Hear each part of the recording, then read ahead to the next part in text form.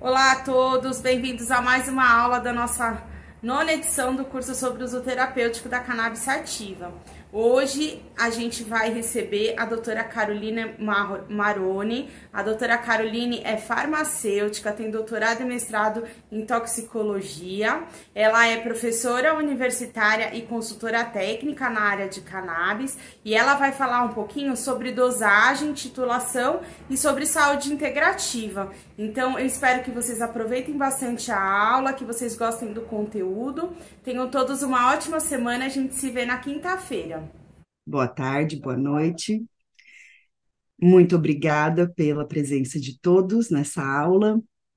E hoje eu vou apresentar uma palestra que se trata da saúde integrativa, prescrição, dosagem e titulação.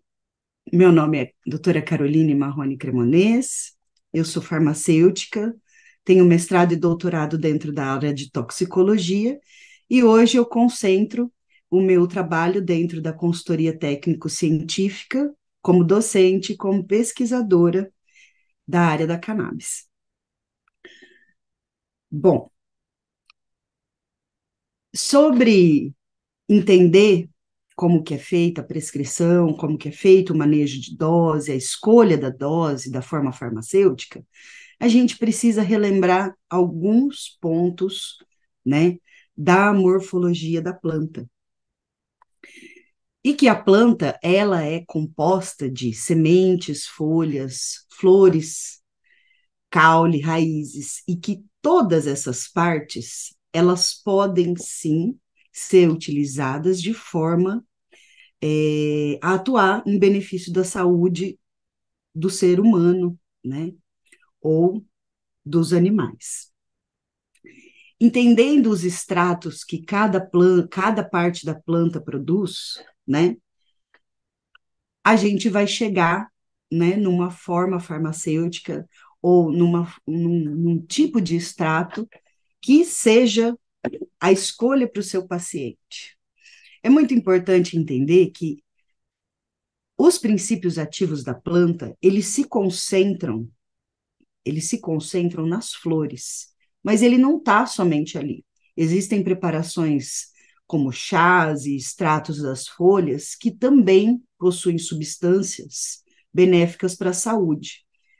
Então, além dos fitocannabinoides, que são as moléculas ativas que a gente mais dá atenção ultimamente dentro da terapia canábica, existe um repertório muito grande de terpenos, flavonoides, que também podem ser utilizados, né, pelo médico e o seu paciente, pelo prescritor e o seu paciente, né? Hoje os prescritores, eles não se restringem apenas aos médicos.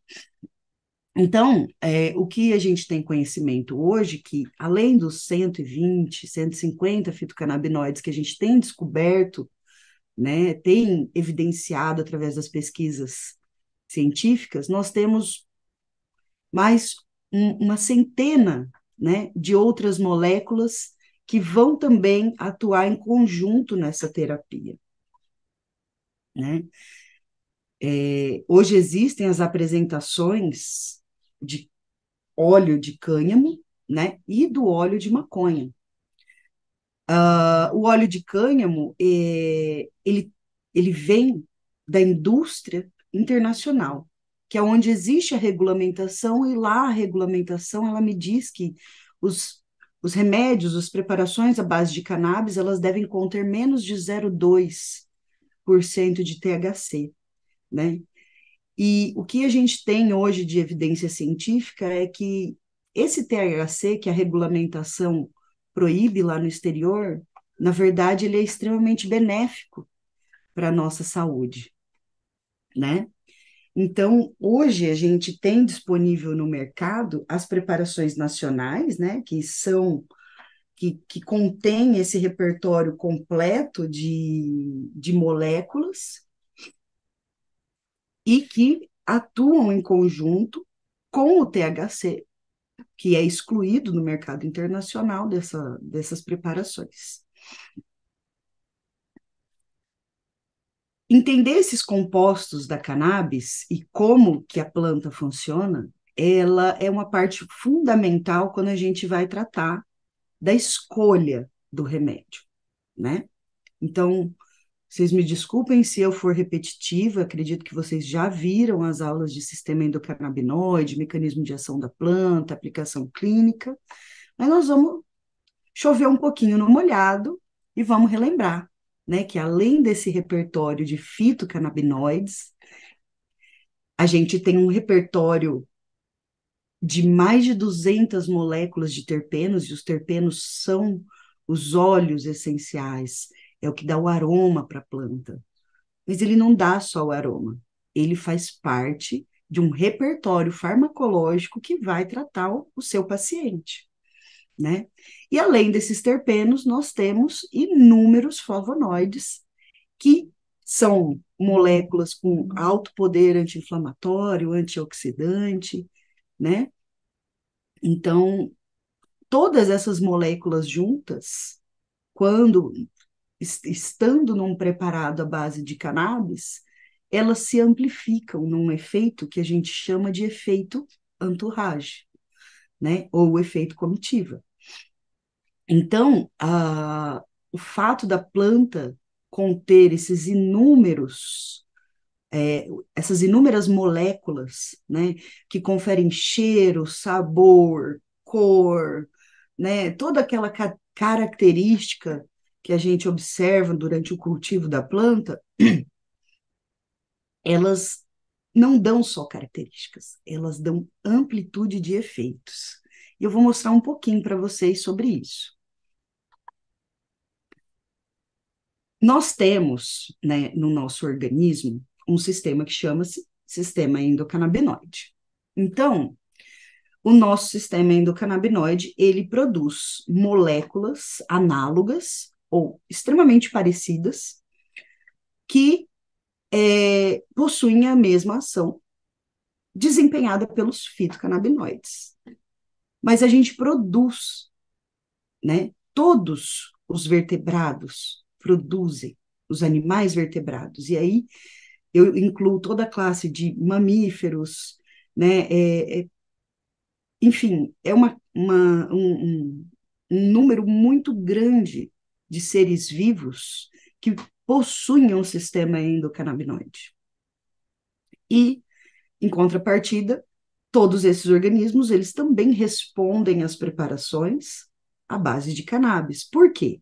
Eu produzo uma molécula que vai se ligar dentro de um sistema que é meu, é único meu.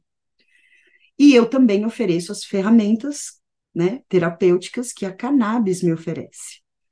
Então, a amplitude de efeitos da cannabis, ela começa com a gente mesmo, com a nossa produção interna de endocannabinoides, que são essas substâncias que vão interagir dentro do sistema endocannabinoide. Quando a gente vai estudar mais a fundo ainda a planta, a gente percebe que cada um desses óleos essenciais, esses terpenos, eles produzem também efeitos farmacológicos, né? A gente tem a aromaterapia aí para evidenciar todos os benefícios dos terpenos isolados, né? Então, nesse repertório farmacológico que a gente tem na cannabis, a gente vai encontrar os óleos essenciais, cada um com a sua atividade farmacológica, que vai se somar àquele efeito dos fitocannabinoides com os endocannabinoides e os terpenos. Os terpenos, eles são os óleos essenciais encontrados nos vegetais, né? A gente pode senti-los muito bem nos temperos, né? Você pega uma lavanda, uma pimenta ou mesmo orégano, rico em beta-cariofileno, que possui ação anti-inflamatória e ação antioxidante, né? Existem terpenos que melhoram a imunidade, como o terpinoleno. O pineno, ele ajuda a dar foco, melhora a memória, né? É, nos dá uma sensação de alerta, né? O muleno, ele também participa da melhora da nossa saúde imunológica, né? Linalol, encontrado na lavanda, ele é calmante, diminui o estresse, tem atividade anti-inflamatória também. Então, quando a gente vai pensar no repertório farmacológico que as preparações à base de cannabis têm, né, a gente deve considerar também os efeitos desses terpenos, né? Eles estão sendo bastante estudados para facilitar justamente o manejo da dose durante a terapia canábica, porque eles ajudam no efeito da cannabis. E eles podem ser utilizados de forma isolada e em conjunto à terapia canabinoide. Então, quando a gente volta a falar do repertório farmacológico, né, a gente fala de uma sinergia química entre os componentes da cannabis que se favorecem, né? Eles se amplificam dentro de uma resposta do seu organismo. Por quê? O nosso corpo, ele está repleto de receptores que interagem no sistema endocannabinoide, não são só receptores canabinoides, né? Então, cada uma dessas moléculas vai agir provocando uma resposta do organismo em todos esses receptores, né? E esses receptores, eles não estão localizados muito especificamente numa área. Eles têm uma complexidade maior em certas regiões do nosso corpo, em certos sistemas, né, orgânicos nossos, mas ele está distribuído em todas as nossas células, em todos os nossos tecidos, né? Então, todo o nosso corpo responde ao estímulo das preparações à base de cannabis. Tem um pesquisador que é chamado de Ethan Russo, né, que ele estudou bastante essa questão da sinergia química das moléculas ativas na planta, né?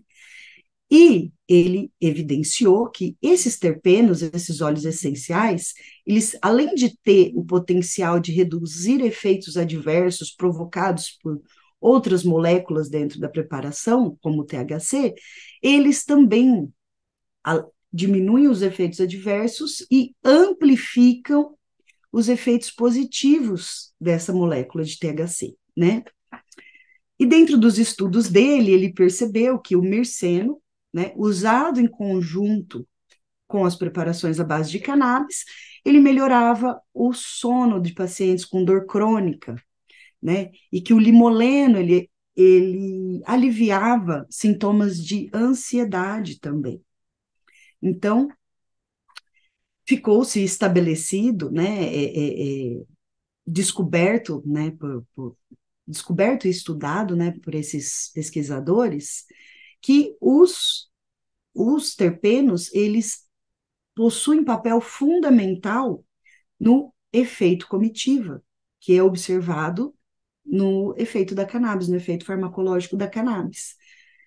Então, se um preparado à base de um fitocannabinoide isolado é utilizado, ele não possui a amplitude de efeito como se a preparação tivesse feito de forma integral, com todo o repertório farmacológico da planta.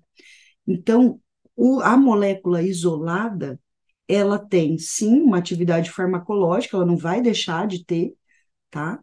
Mas ela vai perder em termos de potência, né? Em termos de efetividade, até onde essa molécula pode te ajudar. Então, ele percebeu que ajustar a dose utilizando esses terpenos é uma forma eficaz de se adequar às necessidades individuais dos pacientes, E dentro da terapia canábica, a gente realmente vê isso. Cada indivíduo é único, né? A gente começa com uma dose mínima, mas cada paciente vai chegar numa dose ótima para a patologia dele, né? É diferente de você tomar 500 miligramas de dipirona e saber que a sua dor vai embora, né? A, a, não existe uma dose, não existe um protocolo que fale 10 miligramas é a dose correta para o seu paciente, porque não é. Pode ser 2, pode ser 20, pode ser 8, e você vai chegar nessa dosagem fazendo um manejo fino desse sistema que está sendo estimulado pela cannabis. Então, aqui só para ilustrar, o efeito entourage, ou efeito comitiva, né, desempenhado pelas preparações à base de cannabis, elas são a interação entre todas essas moléculas ativas, né? Entre mais de 200 terpenos, os óleos aromáticos, mais de 120 fitocannabinoides e um repertório incontável de flavonoides. Então, todos eles juntos, no seu organismo, ele vai desempenhar um papel com uma menor dose, né? Com um manejo fino mais fácil de ser lidado. Então, para entender o nosso sistema endocannabinoide, nós produzimos essas substâncias que são produzidas sob demanda, existe um sistema enzimático de produção e de degradação dessas moléculas, dessas substâncias endógenas, que a gente pode chamar, sim, de neurotransmissores. Eles são neurotransmissores, eles fazem toda a comunicação célula a célula, e eles funcionam em forma de feedback. Eles primeiro precisam receber o estímulo do seu organismo para entender que ele precisa produzir o endocannabinoide e regular uma função.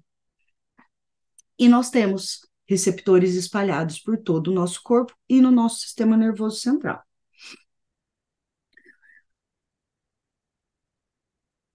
O que o sistema endocannabinoide ele regula, né? A grande verdade é que o sistema endocannabinoide ele é uma vasta rede de sinais de comunicação dentro do nosso corpo. E esses receptores, eles estão espalhados no corpo inteiro.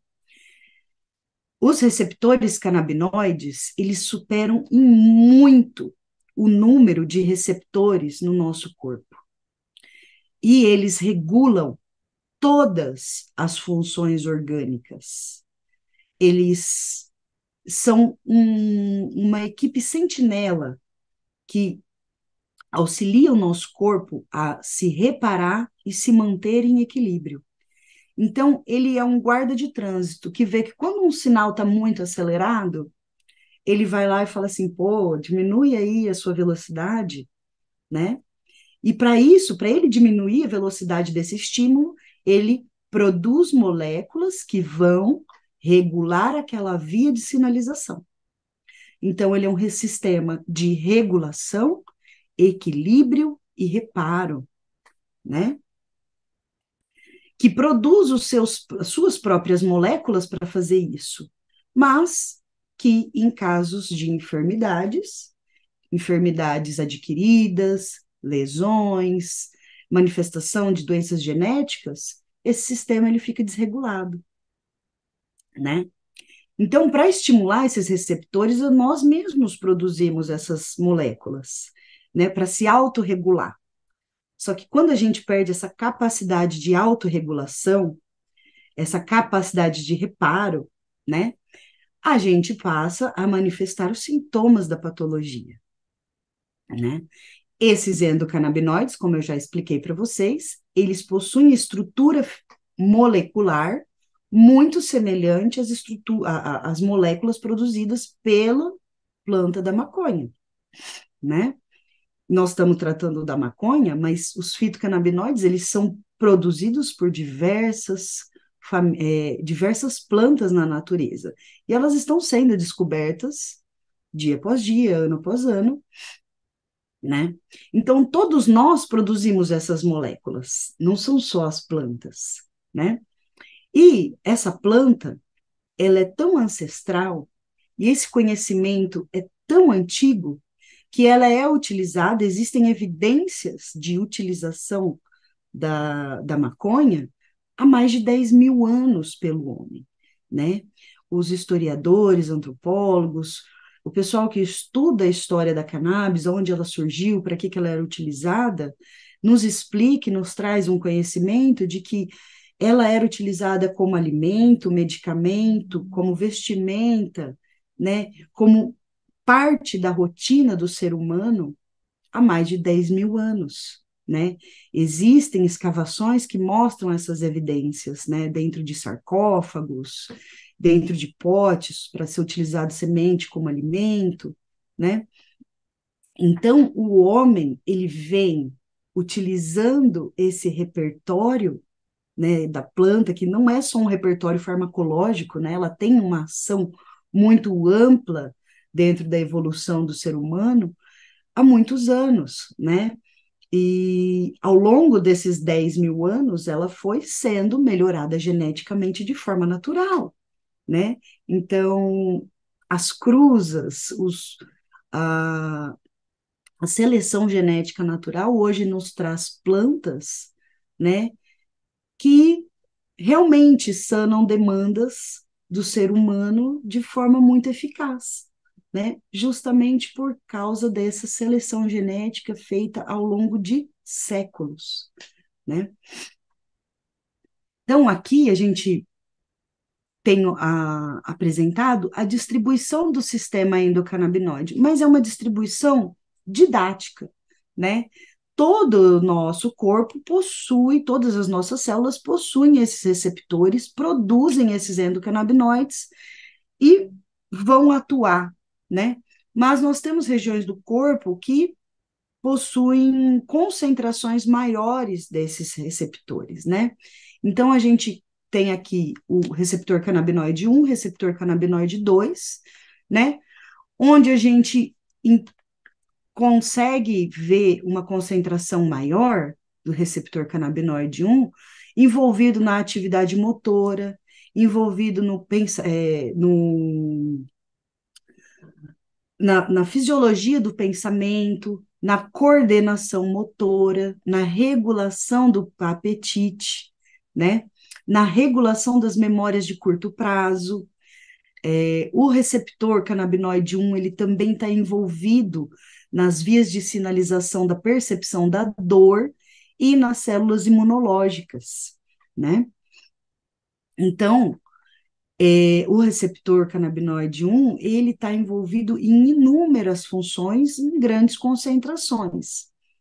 O receptor canabinoide 2, ele já está envolvido, né, ele possui maior concentração nos nossos órgãos, como intestinos, rins, pâncreas, tecido adiposo, tecido esquelético, nos ossos, nos olhos, nos tumores, no nosso sistema reprodutor, nas nossas células imunológicas, em todo o trato respiratório, na nossa epiderme, nossa pele. Também é localizado em grande abundância no nosso sistema nervoso central, assim como o receptor canabinoide 1, e também está presente no sistema cardiovascular e no fígado, né? Então, a gente pode ver que esse sistema ele não é único, ele não está concentrado, ele está muito bem distribuído, o que corrobora com a sua função, que é um sistema de equilíbrio e reparação, né? Então, através desse feedback imediato que esses receptores eles sentem nas células, eles conseguem aumentar ou diminuir um sistema orgânico, um sistema fisiológico que precisa ser ajustado, né? Então, vamos pensar em uma patologia onde você tem múltiplas múltiplos disparos elétricos provocados pelo neurônio, e esses disparos elétricos, eles não estão de acordo com a atividade, né? Então, você tem uma hiperatividade ali, uma frequência muito maior de disparos elétricos para fazer uma comunicação entre um neurônio e outro. E esse excesso, né, ele pode sim provocar um dano neurológico, ele pode provocar um dano nesse neurônio seguinte, que vai receber esse estímulo, né? Então, o neurônio que recebe esse hiperestímulo, ele sente que não está no seu basal, né? Não está dentro da fisiologia normal, né? Não gosto de falar essa palavra normal, porque cada um tem o seu, mas ele não está de acordo com a fisiologia do teu corpo. Então, esse neurônio, ele sente esse hiperestímulo e ele produz uma resposta. Esse chama-se o feedback que o sistema endocannabinoide dá. Esse feedback, então, vai dizer para a célula anterior, que está disparando irregularmente, para ela diminuir a sua atividade. Então, o sistema endocannabinoide, ele funciona de uma forma atípica à neurotransmissão clássica, né? Então, a neurotransmissão clássica, o impulso nervoso, ele chega no neurônio pré-sináptico e ele é transferido para o neurônio pós-sináptico. Quando isso acontece dentro da via endocannabinoide, o neurônio pós-sináptico vai sentir esse estímulo, e esse estímulo estando desregulado ou para mais ou para menos, né, porque pode acontecer também, você ter menos estímulo e também causar uma desregulação no seu sistema. A partir dessa percepção, ele produz uma resposta de reparação. Quando nós perdemos essa capacidade de resposta, de reparo, a gente precisa da ajuda da ferramenta terapêutica das preparações canábicas, né? Então, essa célula que está recebendo esse estímulo em excesso, ela vai aumentar a sua atividade para produzir endocannabinoides. E aqui nós temos a representação de duas moléculas endocannabinoides que são as mais estudadas, né? Que é a anandamida e o aracdonilglicerol, 2-aracdonilglicerol, que são os neurotransmissores endocannabinoides. São moléculas de comunicação e que vão regular o teu sistema. Então, essa célula que recebeu esse hiperestímulo vai produzir os endocannabinoides e os endocannabinoides vão voltar nesse neurônio pré-sináptico que disparou esse hiperestímulo e vai diminuir a sua atividade, tá? Então, o sistema endocannabinoide, ele funciona desta forma, a partir de feedback. Então, entendendo essa como que é feita essa sintonia do nosso organismo, do nosso sistema endocannabinoide, isso nos prepara para entender como que o remédio vai funcionar. Hoje nós temos inúmeras universidades, instituições de ensino que fazem e publicam pesquisas, né, com a cannabis diariamente. E o crescimento dessas pesquisas é impressionante, né? Um ano atrás eu dei uma aula parecida e há um ano atrás eu tinha 29 mil artigos publicados dentro da principal base de dados de artigos científicos, que é o PubMed. Para essa aula, eu já tenho 32.250 artigos publicados dentro da área da cannabis. Então, um crescimento é vertiginoso. As publicações são diárias e cada dia descobre-se mais coisas a respeito da terapia, mais coisas a respeito do funcionamento do sistema endocannabinoide. O sistema endocannabinoide ele foi descoberto no final da década de 90, né? E desde então estamos estudando esse sistema para melhor podermos adaptá-lo, ou melhor, podemos utilizá-lo como ferramenta na nossa terapia. E agora a gente vem para a parte prática. Como vamos prescrever essas preparações à base de cannabis? Como que a gente vai escolher a dose? Como que a gente vai escolher a titulação? Como que a gente vai chegar nesse remédio? Como que a gente vai chegar nessa dose, né? Então, quais considerações a gente precisa ter em mente para a gente, antes de prescrever um preparado à base de cannabis? Primeiro, a gente precisa se atentar à regulação vigente. O que permite-nos, o que hoje a nossa regulamentação permite que a gente trabalhe, né? Então, a RDC 17 de 2015 da Anvisa, ela prevê que todos os prescritores habilitados podem prescrever preparações à base de cannabis. Isso daí teve algumas mudanças, porque na 327 eles colocaram só para médicos, né? Mas até aí, muitos veterinários, dentistas, eles já conquistaram esse direito, os seus conselhos de classe também estão reconhecendo esse direito, assim como os médicos.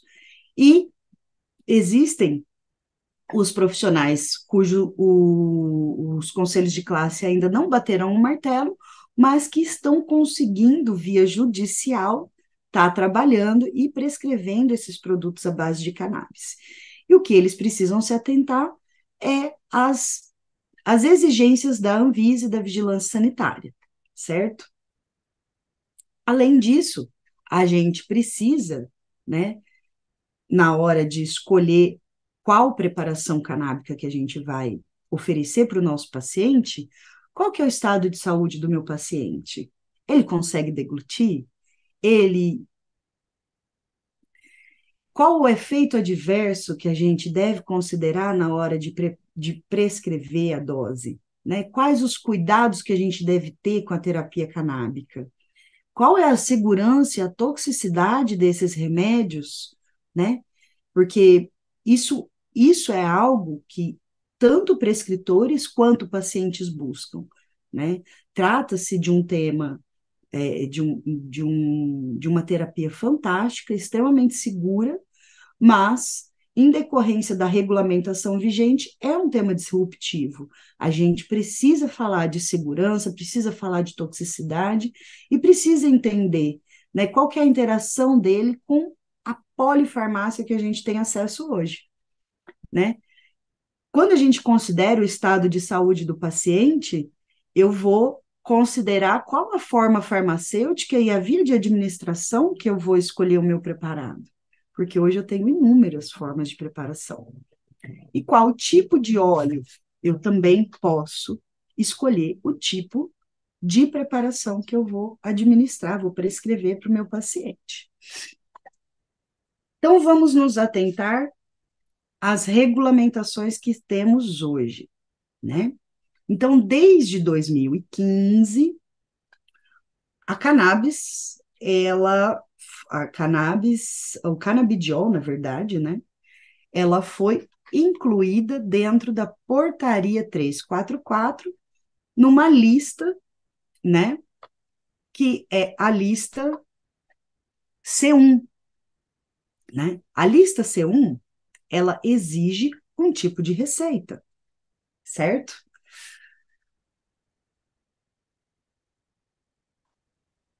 Temos que nos atentar a isso. E a Portaria 344 também lista o THC, só que em outra lista, que requer um outro tipo de receita, né? Então, para prescrições que contêm THC, a Anvisa exige uma receita amarela de controle especial, que só médicos conseguem enviar, né? Já a portaria C1, ela é uma prescrição de controle especial, só que da cor branca, né? E existe um adendo dentro dessa portaria que nos diz que as preparações à base de canabidiol não devem ser aviadas com a receita branca de controle especial, que é típica da lista C1, que em especial o canabidiol deve ser prescrito nesta receita, nessa notificação de receita B, tá? E que o THC, ele deve estar prescrito nesta notificação de receita amarela, certo? Para que servem essas receitas? Principalmente para as preparações vendidas em drogarias, que estão sujeitas ao controle da Vigilância Sanitária e da Anvisa, e para as preparações que são importadas. Existe sim preparações ricas em THC importadas, né? Elas conseguem ser importadas para o Brasil sem problema, mas a notificação de receita utilizada para a prescrição do produto nacional de drogaria e o produto importado são exatamente essas duas receitas. A receita A para preparações com THC e a receita B para preparações com canabidiol. O que a gente encontra em drogaria e importado? É um repertório muito grande de produtos à base de cannabis que tem no exterior. Por quê? A regulamentação lá começou na década de 90. As pesquisas começaram na década de 90. O Brasil está um pouquinho mais atrasado, né? Nós estamos aqui em 2020, estamos começando a falar de regulamentação, né? E existe um terceiro setor, que são o setor das associações. E o setor das associações produz aquele remédio que contém todos os componentes da planta integral, inclusive teores mais elevados de THC. Hoje a gente sabe que os remédios isentos de THC, eles são sim muito bons, mas que os remédios que também possuem THC, eles possuem um efeito, um repertório farmacológico igualmente excelente e que tem um efeito, né, na saúde do paciente muito impactante.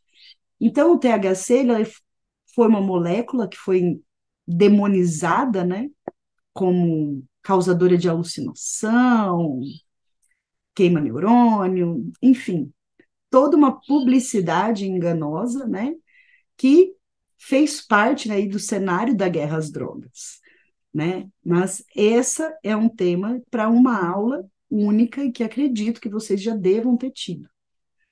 Um terceiro setor, ele existe, né, para sanar alguns obstáculos, né, que a atual regulamentação ela nos impõe, né? A falta de regulamentação é um problema. Hoje não existe um cultivo nacional, mesmo as preparações à base de cannabis que são produzidas aqui no Brasil, né, por causa da regulamentação que nós temos, essas indústrias, elas são obrigadas a importar esse extrato e elas são obrigadas a importar esse extrato com baixo teor de THC, né?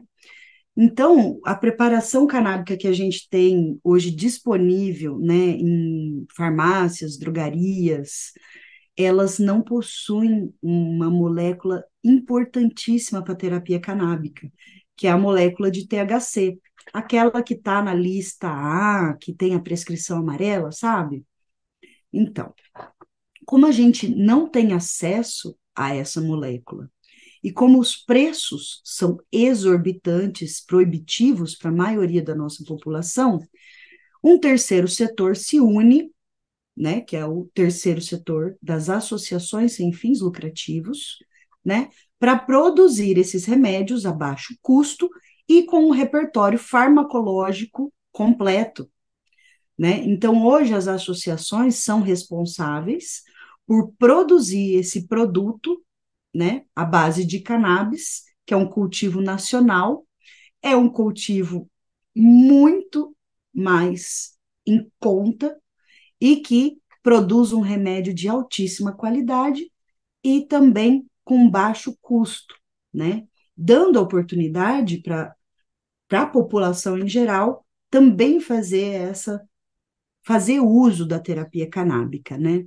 Infelizmente, os produtos nacionais e os produtos importados que estão disponíveis no nosso mercado, eles possuem preços proibitivos, infelizmente, que a maioria da população não consegue arcar. Então, as associações sem fins lucrativos, elas vêm para democratizar esse acesso, né? E produzir um remédio de baixo custo para os seus associados. Tá? As associações, elas não são farmácias ou dispensários. A produção das associações é direcionada para o público associado dela. Hoje não existe regulamentação para esse terceiro setor, infelizmente, né? Mas existem algumas resoluções, né?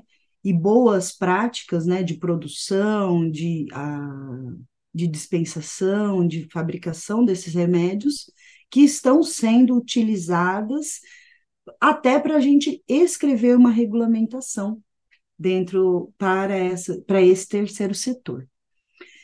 Então, hoje as associações, elas disponibilizam esses remédios, né, que apesar da falta de regulamentação, elas conseguem via judicial, né, o direito de produzir esses extratos e de distribuir para os seus associados, né, e esses extratos são aqueles extratos completos, são os extratos que possuem THC, CBD e mais os 120 outros fitocannabinoides que existem na planta.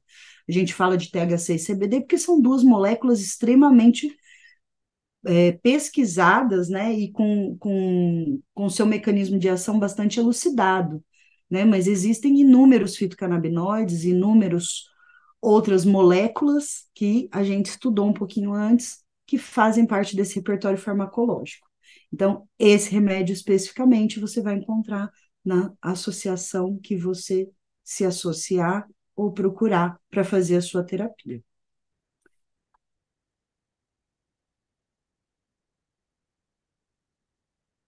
Nós precisamos considerar, dentro de como prescrever, qual forma farmacêutica, qual tipo de óleo, qual tipo de produto, a gente vai considerar os efeitos adversos dessa planta, né? Principalmente o prescritor, ele precisa avaliar qual é o tipo de remédio que esse paciente está tomando e qual o tipo de efeito colateral que ele pode vir a ter, tá? Vou falar que pode vir a ter, por quê? A titulação dos remédios à base de cannabis, ela é muito lenta, né? Por quê? Ela funciona com um feedback. Você não precisa dar 500 miligramas de cannabis para a pessoa passar a dor dela. Você, às vezes, dá 2 gotas e já melhora. Então, quando a gente começa a terapia, a grande maioria não vai apresentar efeitos colaterais, efeitos adversos significativos, né? Mas o que pode aparecer? Sonolência. A sonolência, ela está, sim, vinculada à atividade da cannabis, né? Por quê? Ela vai começar a regular o seu sistema. Se ele é um sistema que está hiperestimulado, né? Ela vai diminuir o estímulo desse sistema. Consequentemente, você pode vir a ter um pouquinho mais de sonolência. Isso também pode causar uma alteração do fluxo intestinal, pode apresentar um olho avermelhado, pode apresentar um aumento de temperatura na pele. Isso daí com doses mais altas, tá, pessoal? O que não é comum a gente fazer no início da terapia. O início da terapia começa-se com 1 gota, 2 gotas, uma borrifada, 1 grãozinho de feijão, 1 grãozinho de arroz. Então, dependendo da preparação, você vai começar com muito pouquinho. Dá tempo do seu organismo sentir esse estímulo, produzir um feedback e começar a se autorregular sem que você tenha percepção de efeitos adversos. E quando tem, são efeitos adversos muito leves. sonolência, intestino, uma temperatura da pele um pouquinho mais quente, ele regula, né, a nossa termogênese. Então, pode aumentar um pouquinho a temperatura da pele, normal, tá? E, além de ser previsível, além de ser efeitos leves, são efeitos que vão passar com a adaptação do organismo do paciente. Qual o cuidado que a gente tem que ter? Principalmente com a associação a fármacos, medicamentos com ação neuropsiquiátrica. Então, se a gente vai interagir com anticonvulsivante, com sedativos, barbitúricos, benzodiazepínicos, cautela aí. Cautela porque a gente pode somar a sedação provocada, a gente pode potencializar a sedação provocada por esses remédios, né? A gente pode provocar, causar sonolência durante uma atividade laboral ou uma atividade operacional dessas pessoas, né? Então, essa é a cautela.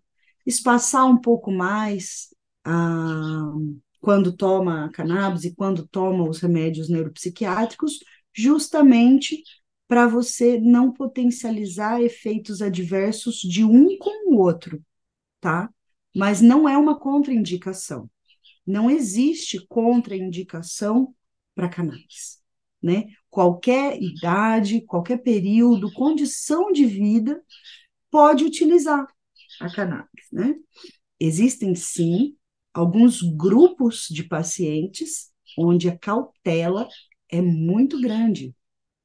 Vamos pensar nas mulheres grávidas? Elas podem também utilizar?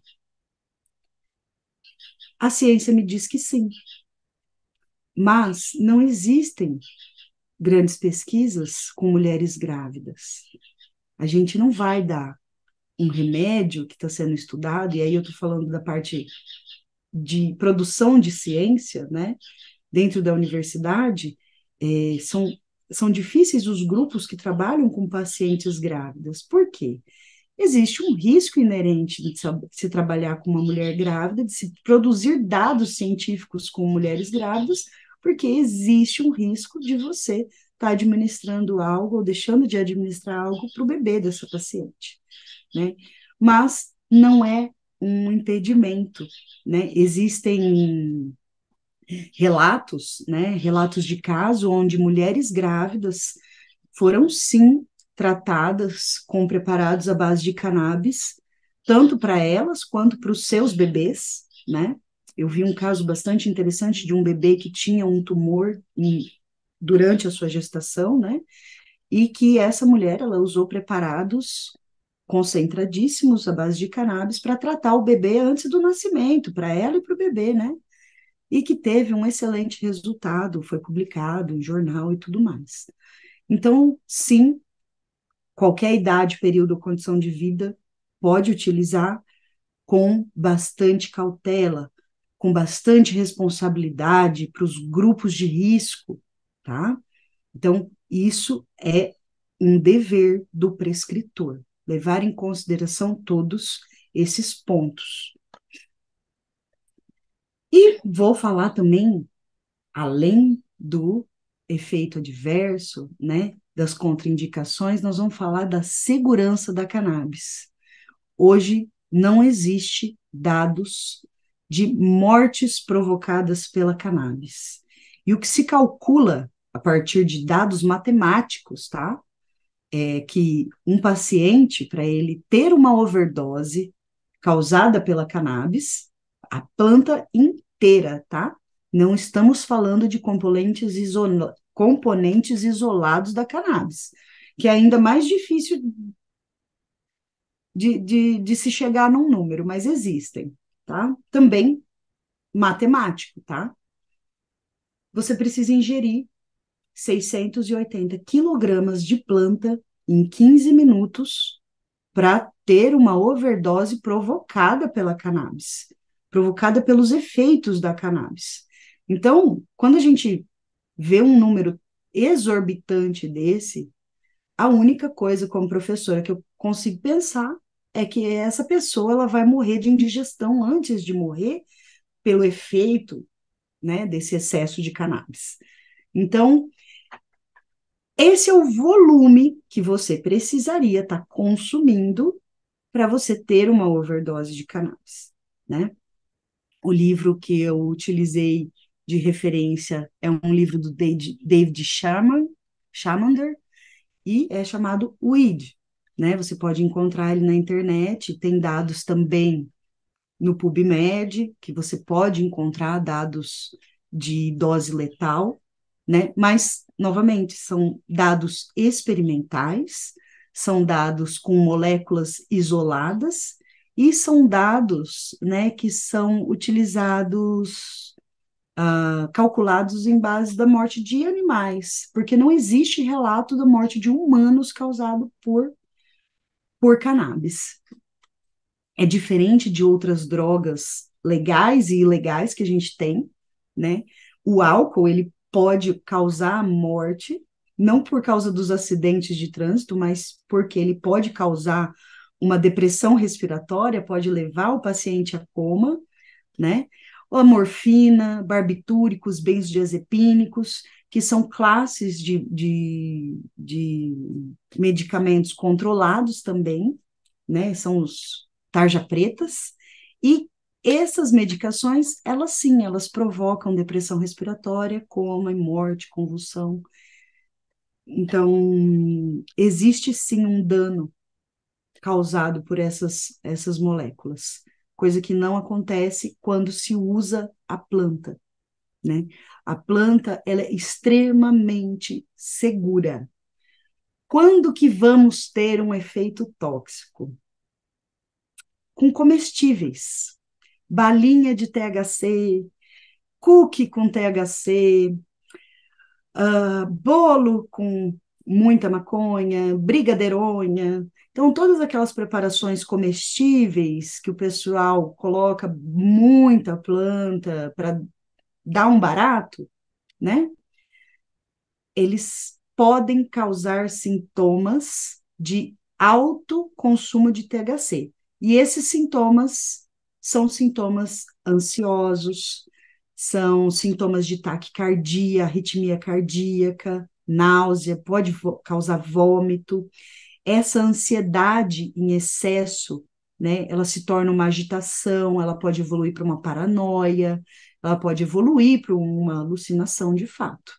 Mas isso acontece quando há ingestão intencional ou acidental desses preparados, tá?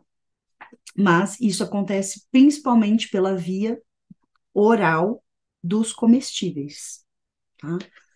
É difícil a gente chegar numa dose dessa forma com a titulação gota a gota que a gente faz com o remédio, tá?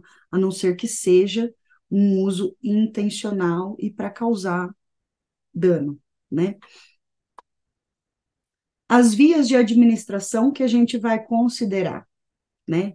O seu paciente, ele pode fazer uma via sublingual, com pastas e tinturas, que hoje, né, é a mais comum que a gente tem no mercado, mas não única, tá?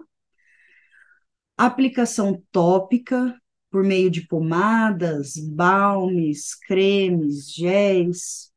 Existe hoje um desenvolvimento, uma indústria sendo desenvolvida, né, para aplicação tópica dessas preparações, a ingestão, né? A ingestão de cápsulas, a ingestão de comestíveis, existem as gominhas de CBD, gominhas de THC, pirulito, bolo, chocolate. Então, hoje existe também um repertório de alimentos infundidos com preparações canábicas. E, por fim, a gente vai ter o uso inalado, que também é um uso terapêutico, não é um uso estritamente recreativo, né? Ou um uso adulto, ou um uso social. No nosso repertório terapêutico, né? Nessas preparações, existe um tempo de início de efeito e uma duração desse efeito, tá? Isso daqui é um cálculo aproximado, é uma literatura aproximada, mas eu tenho aqui uma curva de início dos efeitos e de duração desses efeitos. Então, os vaporizados, eles atingem a corrente sanguínea em questão de segundos a minutos.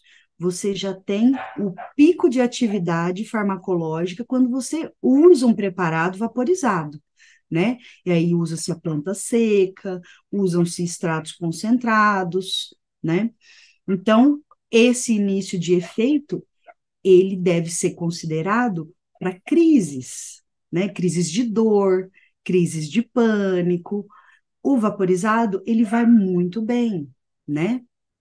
Então, para você fazer um manejo de dose conjunto com um vaporizado, um oral, um sublingual, é bastante interessante, por causa do tempo de início de efeito. E a duração desse efeito, ela é curta, né? Ela tem o seu pico máximo, mas em 30, 40 minutos você já está voltando à sua atividade basal, né? Os sublinguais, eles começam dentro de 20 minutos, né? Existem dados anedóticos, vídeos na internet que mostram a questão de preparados, quando administrados durante uma crise de epilepsia, mesmo oral, ela começa a cessar a crise de epilepsia, crise convulsiva, em questão de segundos, né? Então, eu coloco aqui que começa uma ação em termos de 20 minutos, mas a, o nosso tecido sublingual, ele também entrega o remédio na corrente sanguínea diretamente em questão de segundos, né? E os sublinguais, eles têm um tempo de duração já mais longo. Ele pode durar aí suas 6 horas, 8 horas, 12 horas, dependendo da dose. A aplicação tópica demora um pouco mais para fazer efeito, apesar da gente ter bastante receptor, né, na nossa pele. Se a gente for pensar num efeito sistêmico, né, o uso tópico ele demora um pouco mais, mas ele consegue sim chegar a uma atividade sistêmica, ele consegue entregar esses princípios ativos na corrente sanguínea também.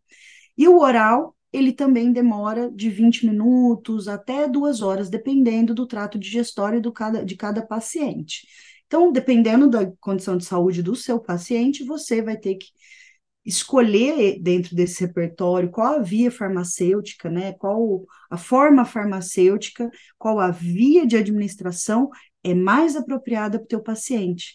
Às vezes o teu paciente é acamado, às vezes o teu paciente tem gastrostomia, às vezes o seu paciente não vai conseguir fazer uma administração oral eficiente, né? Então você vai para o sublingual, você vai para o uso tópico e você explora essas ferramentas e as formas farmacêuticas que a gente tem disponível. Os tipos de óleos, né? A gente tem os óleos isolados, que são aqueles que podem ser importados.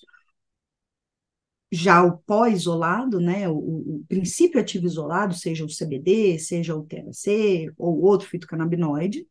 Você pode trazer ele também em forma de óleo, broad spectrum, que é um óleo isento de THC ou com um repertório muito menor de fitocannabinoides, que são os preparados à base de cânhamo, né? Óleo de cânhamo, óleo de semente, e os full spectrum, que utilizam todas as partes da planta, e principalmente as partes da planta que são mais ricas em produto, né? Em princípio ativo, que são as flores.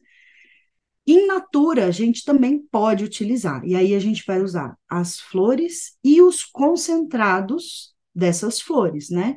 Então, pode fazer uma extração desses princípios ativos e administrar ele na sua forma concentrada. E como que a gente escolhe essa dosagem e faz essa titulação? E aqui eu já parto para o final da nossa aula, né? Depois da gente considerar todos aqueles fatores, via, tempo de efeito, tempo de duração, forma farmacêutica, tipo de óleo, condição do paciente, cuidados, efeito adverso, segurança, são muitos pontos para a gente considerar. Mas para todos, né, eu digo, cada sistema endocannabinoide é único e cada paciente é único. Tem paciente que vai se resolver com 2 gotas de remédio. Tem paciente que vai se resolver com 2 ml de remédio. Mas é você, prescritor, que vai chegar nessa dose junto com o seu paciente, gota a gota, dia após dia, semana após semana, até você chegar numa dose ótima para aquela patologia. Porque hoje não existe um protocolo, você precisa tomar 10 miligramas para tratar do Parkinson e 20 miligramas para tratar do Alzheimer.